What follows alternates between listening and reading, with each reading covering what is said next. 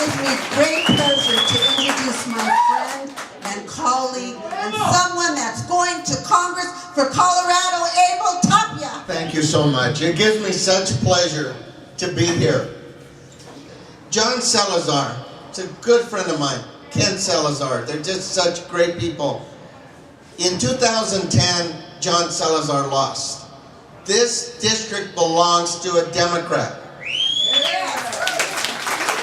He did such a good job when he was there. But in 2010, we lost a lot of people. We lost Betsy Markey and we lost John Salazar.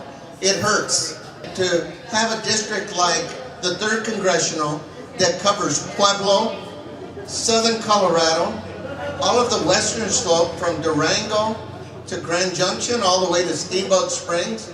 That's a big area. You know, I've served in my community for about 20 years. I served on the school board when I first got into politics, and it was because I had 3 kids in school. One was in grade school, one was in middle school, one was in high school. And I did it because I needed to have a voice for my kids. But not only my kids, but every kid. Everyone deserves the opportunity. I served in the school board for 8 years, and then my kids were graduated from school and went on to college. And then it just happened that our state representative job came up. I ran and I won. After state representative, I was in the Senate. Now that mirrored pretty much 2 of my colleagues that are here that I just really admire and have looked up to for years and years.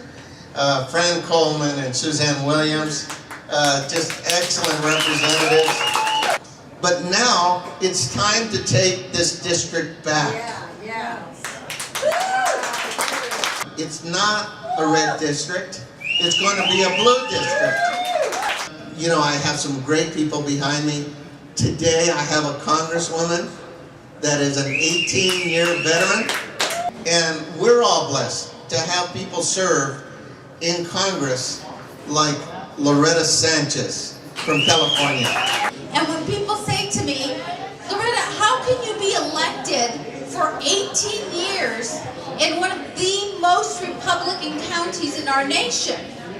I always tell them, well, there are good people here, and they understand when they have a good representative, and they keep sending me back. And the same thing will happen with Abel. We just need to get him in.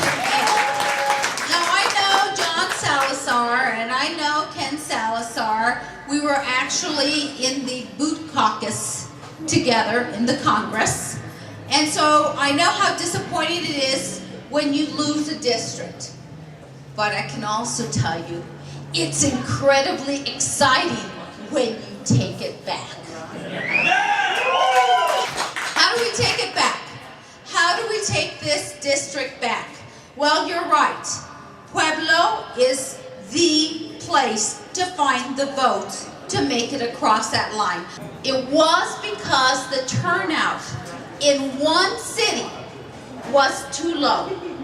If those people who said they would vote yes had actually shown up to vote, I'd be in Scotland today instead of Colorado, right? So, Pueblo, it's the same thing. If the people of Pueblo show up to vote, they will vote for Abel. And that combined with the votes he's already worked on the other side of the district will mean that Abel will get to come to Washington, D.C. as a new freshman. But he can't get there if all of you aren't committed 150%. Right. If you commit to 150% between now and the election, Pueblo will show up to vote. And if that happens, this young man will be a freshman in our new class in Washington, D.C. You want a voice here? You feel you don't have a voice with the guy who's in there right now? I'll tell you why you don't have a voice with the guy who's in there right now. Because he doesn't have a voice in the Congress. Nobody knows who he is. I don't know who he is. What's it take? What's does it take to get somebody who cares about the environment? What's it take to take somebody to Washington, D.C. who cares about making business work here? What does it take to get somebody who has dedicated his life to making sure that people get an education? What does it take to send Abel to Washington, D.C.? It takes us. Because you have nothing better to do. The best investment that you can make right now is to work this campaign. The best investment you can make is to write the check to this campaign. If we get Abel in, and if we get the 3 or 4 candidates, I'm working in California, and if we keep the New Hampshire women up there in the House of Representatives, and if we get our Arizona candidates through, and if we get Rocky and New Mexico through, and if, one by one, on that election night, if we get them in, it's going to be a new world. It's going to be a new face. It's not going to be Loretta Sanchez in a kilt.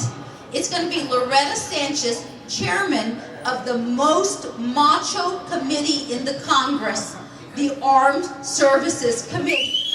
Think about that. In order for that to happen, in order for our dreams to happen, we got to get Abel across the line. So here's the last thing I'm going to say. Did you write a check today? Of course. Did you write a check today? Of course, yeah! Did you write a big check today? Can you write a little bit more today? Because I'm going to tell you one thing. When we have volunteers, you want to be fed, right? When we got you out there, we got you walking, we got you bringing them in, we got you running around. We need to feed you. And in order to do that, we need to raise the money. So this is about raising the money for Abel to be the next member of Congress from Southern Colorado. Abel. Thank you. Isn't she great? So I'm just very blessed. Thank you all for coming. And again, thank you for putting this together.